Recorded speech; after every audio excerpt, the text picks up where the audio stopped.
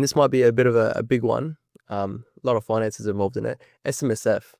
Talk to me about that. Is that what's going on with SMSF in South Australia right now? Great question. And whilst I don't want to get into specific financial advice and give advice around self-managed super fund, in the simplest form, it's basically taking the money that you have from your existing superannuation fund. So if you're an employee and your employer is paying you superannuation into one of the funds that you've chosen at the beginning, basically what you're doing is you are taking those funds and transferring them over to your own superannuation, which will be a self-managed superannuation fund.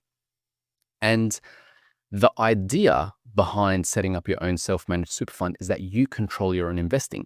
Because at the moment, you've got money in your super, there is someone who is employed by that superannuation company called a fund manager to direct how your money is invested.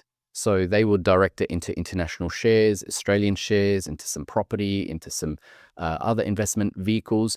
And at the end of the financial year, they'll obviously look at what's been made. They'll report it to you. And, generally you'll be working on, say, 9-10% growth or whatever it is per year whilst being in your super fund. It can vary. Again, I'm not quoting any figures. However, the idea behind setting up your own self-managed super fund is that you roll over those funds from whoever your provider is into your own account. Now, there are requirements and you have to have enough money to make this worthwhile and feasible, because there are high costs involved with setting it up and the maintenance and the auditing and the ongoing running of the SMSF. So assuming that you qualify and it's suitable for you to set up, what you would do is you'd roll over your funds and you would use those funds to leverage against, which means you can borrow against those funds to go buy a property directly and put it inside your superannuation.